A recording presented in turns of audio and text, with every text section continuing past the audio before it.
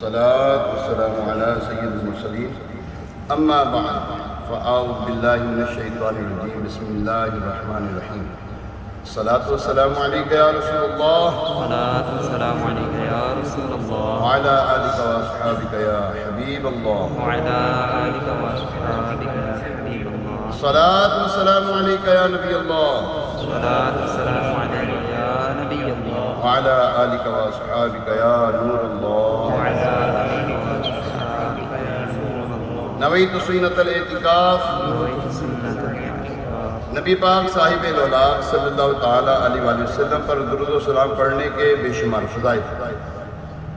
اللہ پاک کے آخری نبی مکی مدنی عربی قرشی ہاشمی مطلبی صلی اللہ تعالیٰ علیہ وآلہ وسلم کا فرمان علی شان، تم جہاں کہیں بھی ہو مجھ پر درود پڑھو کہ تمہارا درود مجھ تک پہنچتا ہے۔ اللہ کریم ہمیں بھی کثرت کے ساتھ درود و سلام پڑھنے کی توفیق عطا فرمائے۔ صلو علی الحبیب صلی اللہ تعالیٰ علی محمد وعلی آلہ و اصحابہ وسلم۔ حضور سیدی داتا گل بخش علی حجویری علی بن عثمان حجویری رحمت اللہ تعالیٰ علیہ افغانستان سے لاہور آئے، کم و بیش 400 ہجری کو دنیا میں تشریف لائے۔ افغانستان کے ایک علاقے غزنی کے رہنے والے، غزنی کا ایک محلہ ہے حجویر، داتا حضور رحمت اللہ تعالیٰ علیہ اس محلے میں رہتے ہیں، اسی نسبت سے حجویری کہلائے۔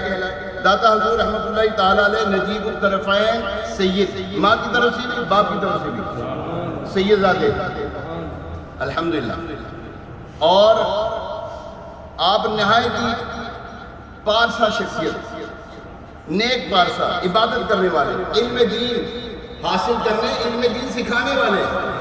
ہاں، ہم جو اللہ والوں کو مانتے ہیں نا، یہ میں پہلے بھی بتاتا ہوں کہ ہم اللہ والوں کو کیوں مانتے ہیں، کیوں مانتے ہیں؟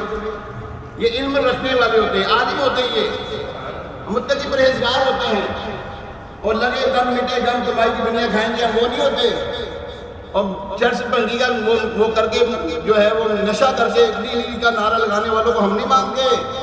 ہاں، ہم اللہ والوں کو مانتے ہیں کہ یہ متقی پرہیزگار ہوتے ہیں، کیونکہ قرآن شان یہ فرماتا ہے کہ یہ متقی پرہیزگار ہیں یہ لوگ۔ اللہ کو بتاتا حضور رحمت اللہ تعالیٰ علیہ دین سیکھنے کے لیے عراق، شام، لبنان، آذربائیجان، خراسان، ترکستان وغیرہ کئی ممالک کا سفر فرمایا۔ اچھا، اس وقت جو سفر ہوتے تھے یہ کوئی یہ اس کے اوپر نہیں ہوتے تھے، جہازوں کے اوپر، گاڑیوں کے اوپر سفر نہیں ہوتے تھے۔ جی ہاں، آپ 1000 سال پیچھے چلے جائیں حضرات، کیا کچھ ہوتا ہوگا؟ علم حاصل کرنا کتنا دشوار تھا، آج کتنا آسان ہے، لیکن پھر بھی ہم علم دین حاصل نہیں کرتے۔ الحمدللہ، اللہ بھلا کرے دعوت اسلامی کا، بھائی آنکھو آمین۔ لیکن یوسف اسی یار، وہ دعوت اسلامی جس نے ہمیں اتنا کچھ دیا یار، اس کے لیے ہم آمین بھی نہ کہیں یار۔ اللہ بھلا کرے دعوت اسلامی کا، اللہ بھلا کرے امیر اہل سنت کا۔ انہوں نے ہمیں علم دین حاصل کرنے کا طریقہ بتا کے کیوں جایا کرتے تھے۔ ہاں، دوسرے شہروں میں، ایک شہر سے دوسرے شہر، ایک گاؤں سے دوسرے گاؤں، ایک ملک سے دوسرے ملک، یوں سفر کرتے ہیں۔ اگرچہ ہم گاڑیوں پہ جاتے ہیں، جہازوں پہ جاتے ہیں، ٹرینوں پہ جا رہے ہیں، لیکن اس وقت یاد کریں کہ جو 1000 سال پہلے، تقریباً 1000 سال پہلے کس طرح سفر کرتے ہوں گے یار۔ اچھا، میں سوچتا ہوں حضرت حسن مجتبیٰ راغب دوش مصطفیٰ رضی اللہ تعالیٰ عنہ نے 20 حج کیے ہیں، پیدل حج کیے ہیں۔ کتنا سفر ہے مکے سے مدینے کا؟ جی ہاں، جو گئے مکہ مدینہ جو جاتے ہیں، جن کو سعادت اللہ نصیب فرماتے ہیں، ان کو پتہ ہے گاڑیوں میں جاتے تو ہمیں پھر ٹائم لگ جاتا ہے یار، وہ پیدل جاتے تھے یا اونٹوں پہ جاتے تھے یا گھوڑوں پہ جاتے تھے یار، لیکن یہ پیدل حج کیے انہوں نے۔ کتنے حج کیے ہیں؟ 20 لگ بھگ اتنے کیے انہوں نے حج نا، پیدل۔ تو یہ اللہ والے جو ہیں دین کی خاطر ایک شہر سے دوسرے شہر نہیں، ایک ملک سے دوسرے ملک آئے۔ کہاں افغانستان، کہاں یہ لاہور۔ خوش نصیبی ہمارے لاہور والوں کی یار، بڑا کرم ہے ہم پر یار، خدا کی قسم ہم پہ کرم ہے کہ اللہ تبارک تعالیٰ کے نیک بندوں کی وجہ سے آج یہاں پہ اسلام ہے۔ یہ اولیاء کرام نے تو دین اسلام کھلایا ہے، اولیاء کرام نے اچھا اللہ تبارک تعالیٰ نے کسی بندے، ہم یہاں پہ بیٹھے ہیں، حضور علیہ السلام سے ظاہری پردہ فرمانے کے بعد اب تک کسی سے ڈائریکٹ کلام کیا ہو؟ کوئی ہے ایسا؟ کوئی آدھا، کوئی ہے؟ اللہ تبارک تعالیٰ کی شان یہ نہیں کہ اللہ تبارک تعالیٰ اپنے بندوں سے ڈائریکٹ کلام کرے، بیچ میں واسطہ رکھا ہے نبی کا، بیچ میں واسطہ کس کا رکھا ہے؟ نبی کا واسطہ رکھا ہے، اس لیے فرمایا وقت کو الہی الوسیلہ، میرے پاس بھی آنا تو وسیلے کے ساتھ بھی آنا ہے، اور میں جب تمہارے سے ڈائریکٹ کلام نہیں کرتا تم میرے پاس ڈائریکٹ کیا کرنے آ رہے ہو؟ ہاں دعا مانگنی، دعا تو قبول کرتا ہے، ہر جگہ پہ قبول کر رہے ہو وہ دعا، تمہیں لازم نہیں کہ ادھر ادھر جانا، ہاں جانا ہے تو محبوب کی بارگاہ میں فرمایا یہاں آ کے دعا کر لے، پھر یہاں آ کے دعا کرے گا کیا ہوگا؟ وَلَوْ أَنَّهُمْ إِذْ ظَلَمُوا أَنفُسَهُمْ، فرمایا آؤ یہاں پر آؤ، پھر دعوت دے رہا اللہ تبارک تعالیٰ، یہاں آنے کی دعوت دی ہے، ڈائریکٹ مانگنے کا کہیں نہیں فرمایا اللہ نے کہ مجھ سے ڈائریکٹ مانگو،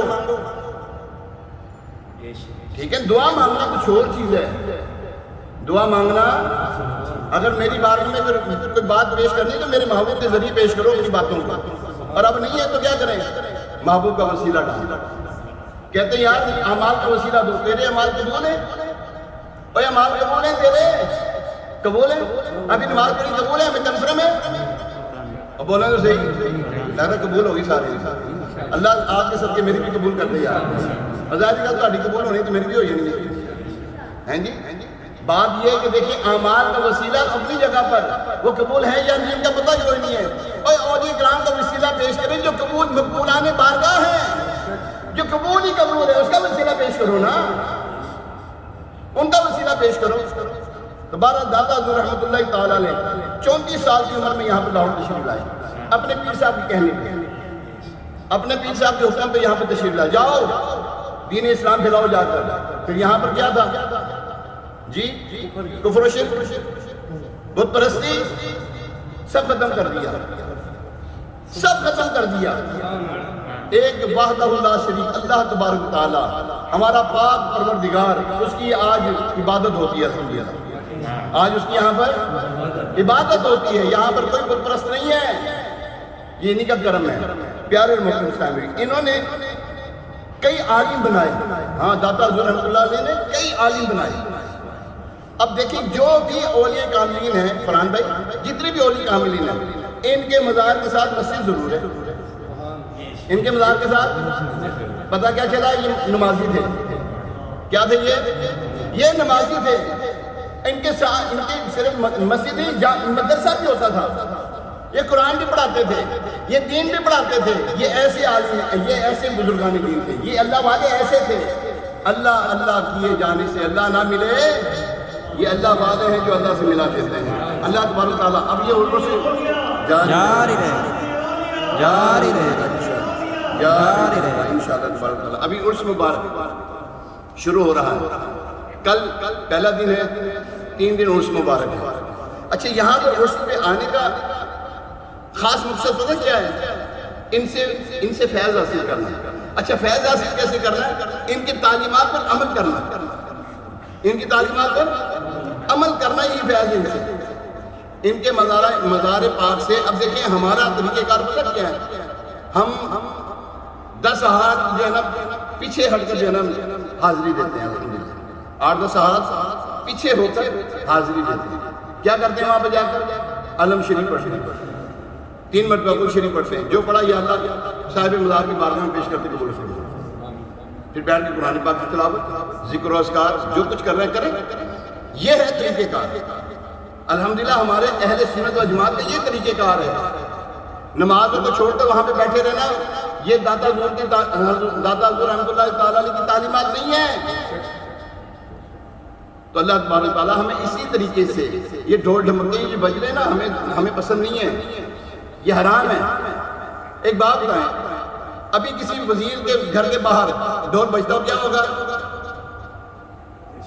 نہیں بول رہے جی، رو بھائی بول رہے تو صحیح ذرا۔ کسی منسٹر کے گھر کے آگے ڈھول بجتا ہو کیا ہوگا؟ بولو ساری بولو، نہیں سمجھے؟ اور ڈھول بجنے نہیں دیں گے، وہاں پر اس کو غائب کر دیں گے۔ سچی بات سارو، آج میری بات یاد رکھیں، پلے گرا باندھ دیں، یہ ایک سازش ہے اولیاء کرام کے مزارات کے ساتھ یہ سازش ہے. تم اپنے گھر کے باہر ڈھول بجنے نہ دو. یہاں پہ بجتا پتہ کیوں؟ یہاں پہ سازش ہے. جی ہاں، دیکھتے نہیں یہاں پہ کتنی یہاں پہ پیشاب کرتے بدبخت لوگ. روکنے والا کوئی نہیں ہے، روکنے والا کوئی نہیں ہے. اور جہاں پر گندے لوگ رہتے ہیں وہاں پہ صفائی کی بھی انہوں نے. دیکھیں تو صحیح، سوچیں ذرا. وہاں نہیں پیشاب کر رہے، یہاں کر رہے باہر. وجہ کیا ہے؟ وجہ پتہ کیا ہے؟ یہ اولیاء کرام کے مزارات کے ساتھ ہی سازش ہے. تیرے گھر کے باہر کوئی کرے تو اس کو پکڑ کے اندر کر دے، تو یہاں پہ کرے تو کسی کو کچھ نہ کہ. تو باہر ہمیں سمجھنا چاہیے اس بات کو. جس سے ہو سکے روکیں، اپنے ہاتھ سے روکیں. جی ہاں، ہاتھ سے روکیں. ایک ہی کرنا پہ چل دوڑ جا دو. ڈھول بجا رہے منع کریں، اس کا ڈھول پھاڑ دیں. اللہ تبارک تعالیٰ کے حبیب علیہ السلام نے فرمایا مجھے یہ گانے بازی توڑنے کے لیے بھیجا گیا. ڈھول وغیرہ یہ جو ہے یہ صرف توڑنے کے لیے بھیجا گیا. اللہ تبارک تعالیٰ عمل کی توفیق عطا فرمائے. آمین بجاہ نبی الامین علیہ الصلوۃ والتسلیم. بسم اللہ.